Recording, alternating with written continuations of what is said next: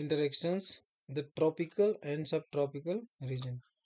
तो tropical and सब tropical region मैंने बता दिया था, मैंने आपको ये बताया था कि अर्थ ऐसे होती है और बीच में जो इक्वेटर वाला एरिया होता है 10 डिग्री नॉर्थ 10 डिग्री साउथ, ये वाला पार्ट हम क्या बोलते हैं इक्वेटोरियल। और थोड़ा और ऊपर जाते हैं तो ये जो पूरा एरिया ट्रॉपिकल है, इसी वजह से हमारा जो इंडिया है ट्रॉपिकल एंड सब ट्रॉपिकल दोनों एरिया में आता है।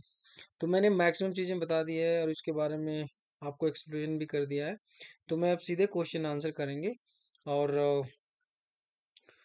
तो इसमें आपने एक्सरसाइज में क्या दिया हुआ है, answer the following questions, name the continent in which the Amazon forest and Amazon basin is located. तो आप अमेजन फॉरेस्ट कहाँ है, अमेजोन बेसिन कहाँ है, और मैं पढ़ाते समय आपको ये भी बताया था कि अमेजन एक ट्राइब्स है। तो आपका जो आंसर है वो आपके सामने है, ये आपका आंसर है, Amazon basin is located in south America. ठीक है, तो अमेजन बेसिन जो है साउथ अमेरिका कॉन्टिनेंट में है। मैंने आप लोगों को मैप में क्लासरूम में अच्छे से दिखाया था, समझाया था। इसके बाद है question 2, what are the crops grown by the people of Amazon basin. तो अमेजन बेसिन में जो लोग थे वो किस टाइप की फसलें उगाया करते थे, इसके बारे में करते थे और करते भी हैं। और इसका आंसर क्या होगा, इसका आंसर आपके सामने है। इसका आंसर है the people of Amazon basin mainly grow crops like tapioca, pineapple, sweet potato. They also grow manioc, also known as cassava, cocoa and coffee. तो ये सब सारी जो फसलें हैं अमेजन बेसिन में वहाँ के लोग उगाते थे। पढ़ाते समय भी मैंने इसको अच्छे से समझाया था और आपको एक्सप्लेन करा था। अब क्वेश्चन नंबर 3 है, name the birds that you are likely to find in the rain forest of Amazon. तो जो रेन अमेजन का जो रेन फॉरेस्ट है उसमें कौन सा वर्ड्स पाए जाते हैं। तो उसमें एक वर्ड का नाम मैंने बताया था, आप लोगों को याद होगा कि इसमें टुकान्स, जो टुकान से काफ़ी सुंदर वर्ड से देखने में काफ़ी अच्छा लगता है, उसका पिक्चर एनसीईआरटी बुक में है। इसके अलावा वहाँ पे humming birds, birds of paradise are the birds that likely to find in the rain forest of the Amazon. तो इसमें देखिए हमिंग बर्ड्स है, जो हमिंग बर्ड्स है ये तो आपको ये भी पता होगा कि दुनिया का जो सबसे छोटा बर्ड्स होता है उसको हम क्या बोलते हैं, हमिंग बर्ड्स बोलते हैं। तो वो जो दुनिया का सबसे स्मॉलेस्ट बर्ड है वो हमिंग बर्ड्स, वो भी अमेजन के फॉरेस्ट में पाया जाता है। अब क्वेश्चन नंबर है, what are the major cities located on the river Ganga. तो मैं आपको बताया था कि हम इस पूरे चैप्टर में एक अमेजन अमेजोन बेसिन के बारे में हम पढ़े थे और दूसरा जो है गंगा बेसिन के बारे में पढ़े थे। तो अब हम रिवर गंगा बेसिन से रिलेटेड कुछ क्वेश्चन देखेंगे।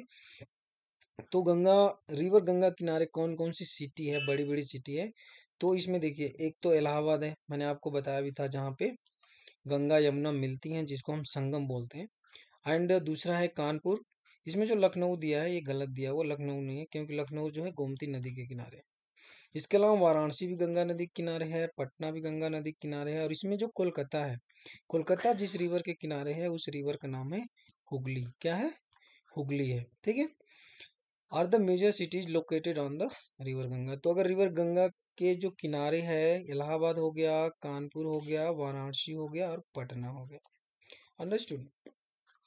अब आपके क्वेश्चन है, where is the one horn rhinoceros found.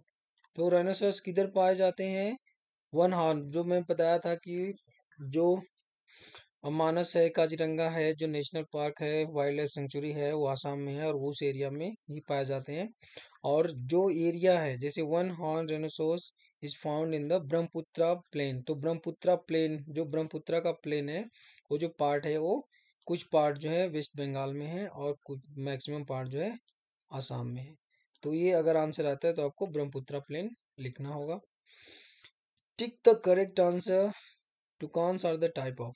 तो अभी मैंने कुछ देर पहले ही बताया गया कि जो टुकान्स होते हैं ये किस क्या होते हैं। अब ऑप्शन है, बर्ड्स होते हैं, एनिमल्स होते हैं, क्रॉप्स होते हैं। तो आपको अभी बताया कि एक तरह का एक पक्षी है जिसको हम टुकान्स बोलते हैं। तो आपका आंसर जो करेक्ट होगा वर्ड्स होगा। अब हम क्वेश्चन,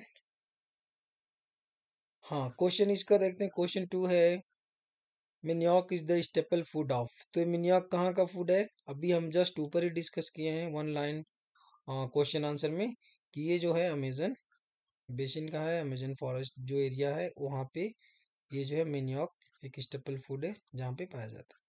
कोलकाता इज लोकेटेड, अभी मैंने आपको जस्ट बताया कि इसमें ऑप्शन दिया orange river, Bhagirathi and Hooghly, तो मैंने अभी आपको बताया था कि जो कोलकाता है वो हुगली रिवर के ऊपर है।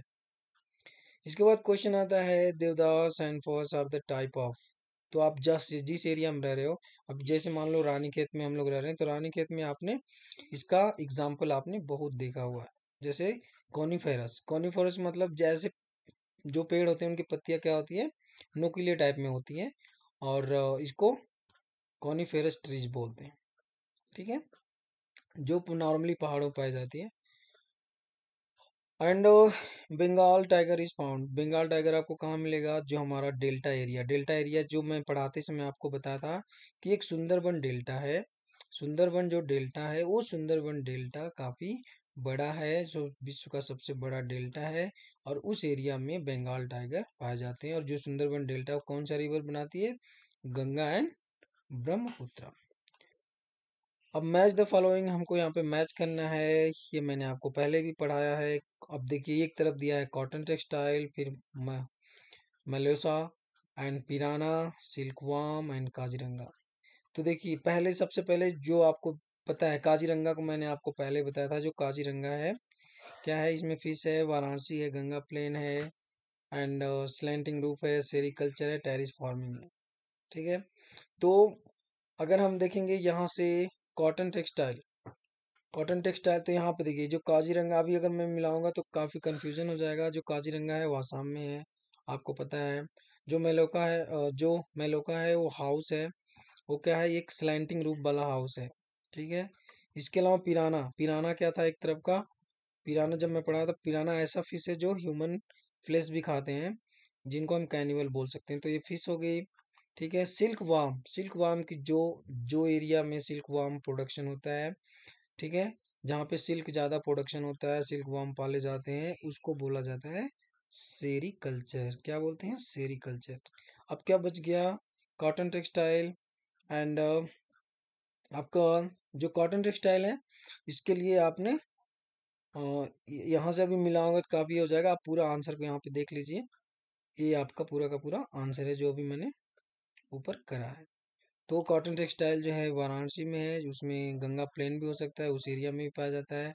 मेलोका है, स्लैंटिंग रूफ, पिराना है, फिश, सिल्कवाम है, सेरिकल्चर, काजीरंगा, आसाम। अंडरस्टूड।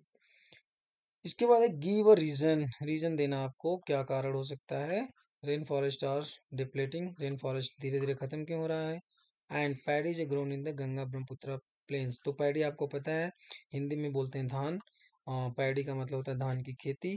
तो ये जो है इसके पीछे रीजन क्या है कि गंगा ब्रह्मपुत्र प्लेन्स में सबसे ज़्यादा इनका प्रोडक्शन होता है, सबसे ज़्यादा वहाँ पे क्रॉपिंग होता है इसका। तो पहला रीजन क्या था, the rain forest are depleting due to the following reason, क्या है, मैंने पढ़ाते समय आपको बताया भी था। हो क्या रहा है, indigenous population was pushed out of the development activities, वहाँ के जो लोग हैं वहाँ पे धीरे धीरे डेवलपमेंट करते जा रहे हैं, और उस डेवलपमेंट की वजह से वो क्या चीज़ें रेन फॉरेस्ट को क्या कर रहे हैं, धीरे धीरे डिस्ट्रक्शन कर रहे हैं उसको, मतलब बर्बाद कर रहे हैं, ठीक है। इसके अलावा क्या है, large scale deforestation for the construction of road, deforestation का मतलब होता है कि जंगल को काटना, ठीक है। तो रोड बनाने के लिए, इंडस्ट्री बनाने के लिए, घर बनाने के लिए वो क्या कर रहे हैं, जंगलों को काट रहे हैं।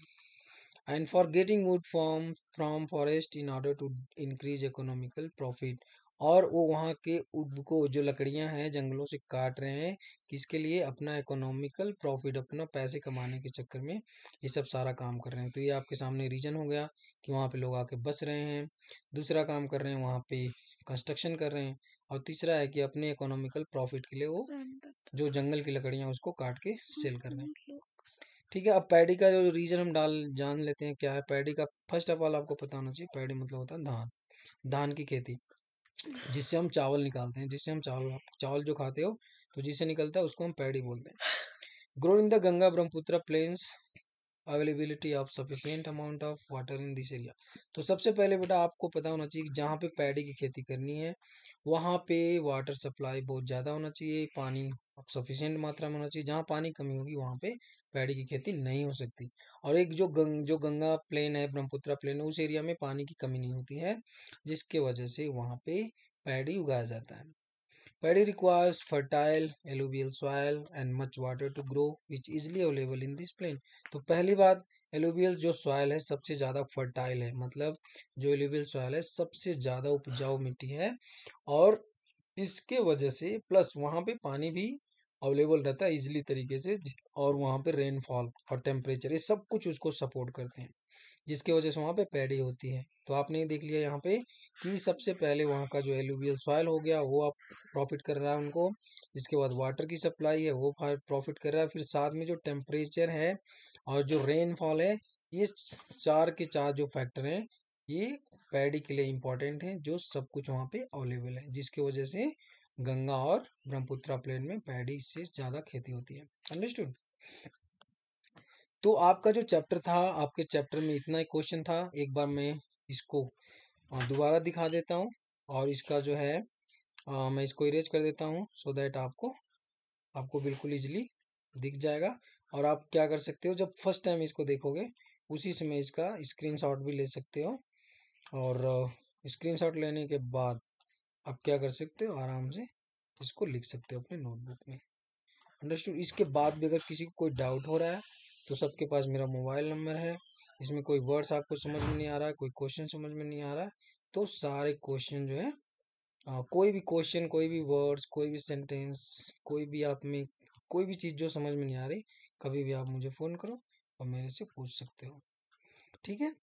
तो ये सब सारी चीज़ें आपके सामने अभी मैंने बता दिया एक एक करके, और इससे ज़्यादा मैंने एक्सप्लेन आपको क्लास में किया था। जो क्लास में मैंने एक्सप्लेन किया था इसका भी वीडियो यूट्यूब पे है, और उसको अच्छे से देख लेना।